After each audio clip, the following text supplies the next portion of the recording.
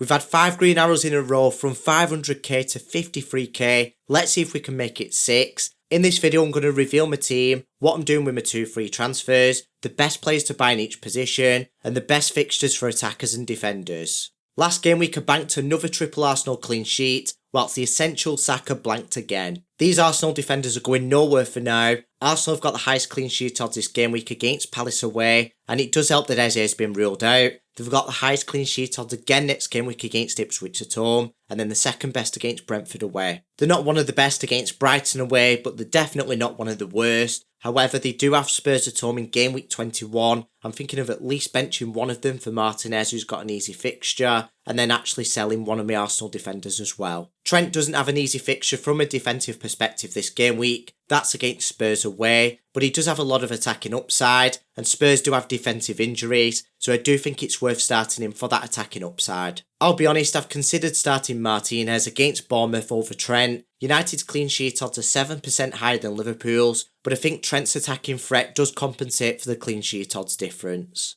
Vandenberg is buried deep on the bench. He is red flagged at the minute and it looks like he probably won't play. It would be against Forest at home, which isn't a difficult fixture from a defensive perspective, but Brentford's defence is quite poor. I don't want to jinx it, but I highly doubt he'll be stepping in anyway. Looking at the defensive fixtures, if I was to suggest a goalkeeper, I'd suggest Leno from Fulham. Obviously you've got Chelsea away in game week 18 and you would need to cover that. What better than covering it with Fabianski for 4.1 mil from West Ham against Southampton away. Now Leno will set you back 5 mil, which I think is worth it, especially in combination with Fabianski, but the defender I suggest bringing in this game week is from the same team and he's only 4.2 mil, that's Castagna, because Tete has been ruled out for 8 to 10 weeks, so it looks like Castagna will be covering Tete's position for the next couple of months. That's whilst Fulham have got favourable defensive fixtures. It's worth noting that Fulham's defensive numbers are promising as well. They're only 6 for expected goals conceded. Moving on to midfield, Semenyo blanked yet again. It didn't help that he got subbed off early.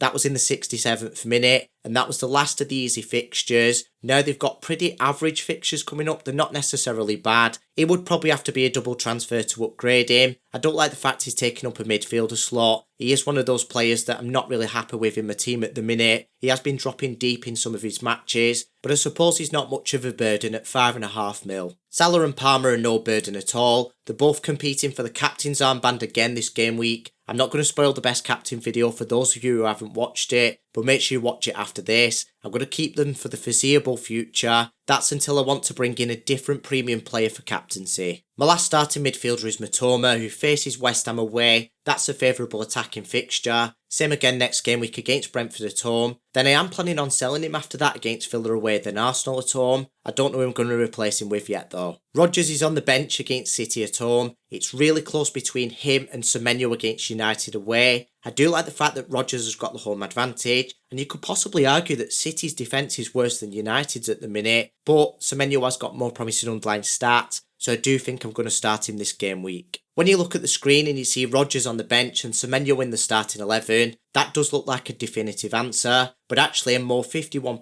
49%. Put it this way, if someone came and took control over my team, put Semenyo on the bench and Rodgers in the starting 11, I wouldn't be too bothered. Looking at the fixtures from an attacking perspective, I've already suggested a Fulham goalkeeper and Fulham defender. It looks like there's going to be a bit of a pattern here. Chelsea away was difficult from a defensive perspective, but actually from an attacking perspective, the defence isn't actually that strong. The best Fulham attacker to buy is Jimenez. If you need to buy a cheap forward, he's only 5.5 mil. I'd argue right now he's probably a slightly better option than Pedro for 5.9 mil. If you have got the budget to stretch up to Isak for 8.7 mil, I think he's a better forward to bring in. I said Isak and Gordon last game week, and they got 3 attacking returns between the two of them. As we can see on the screen, City have got the second best fixtures from an attacking perspective. I think a lot of people will want to jump on Haaland in game week 19, and that's something I'm going to be open-minded about. He is going to start exploding again at some point. He's a top player, and the defining factor for me would be captaincy. Do I want to captain him in game week 19 against Leicester away, or Palmer against Ipswich away? And same again in game week 22. Do I want to captain Haaland against Ipswich away, or Palmer against Wolves at home? It is captaincy that's the main factor if you're going to bring in a player that's roughly 15 mil. Otherwise, the points per million aren't worth it. As for the midfielders, there's not really anyone outside of the obvious that I can recommend.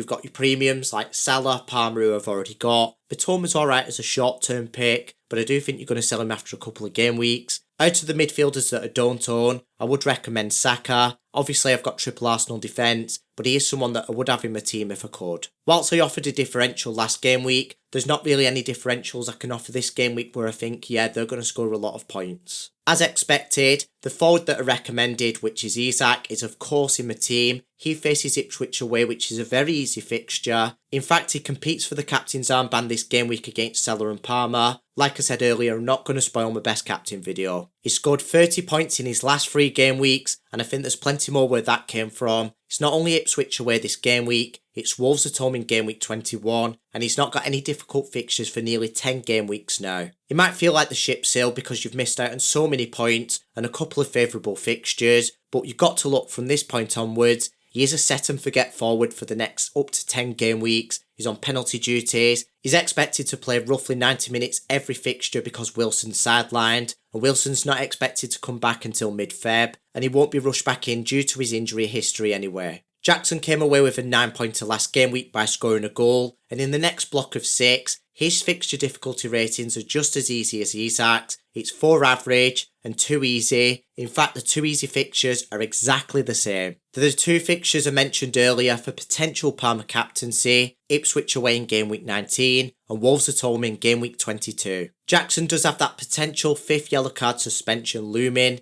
Hopefully he doesn't get it in the next 3 game weeks. So does Rodgers as well. At least if one of them have got it, I've got an 8th attacker to cover, but if they both get it at the same time, I will be forced to make a free transfer. That small chance of a suspension does bring down his expected value a little bit, but I do think it's compensated for with the decent fixtures, the high attacking upside, and the promising underlying stats. I must note that Everton away isn't an easy fixture this game week for him, and that applies to Palmer as well. However, João Pedro does have an easy fixture from an attacking perspective against West Ham away. That's 11 starting players with away fixtures and 4 bench players with home fixtures. It was kind of expected, to be fair. We had 11 home fixtures in the starting 11 last game week and 4 away on the bench. But anyway, back to Pedro. He did get another blank, but what's promising is that he did feature for 90 minutes, and that's for the first time since game week 3. That increases his expected minutes a bit going forward, plus he's got the penalty duties. I still think he's a good option. It's not only West Ham away this game week, it's Brentford at home next game week as well. He is still less than 6 mil, so I think he will provide high value for money. Maybe not quite as high as Jimenez though. As for my 2 free transfers, I'm planning on rolling both of them.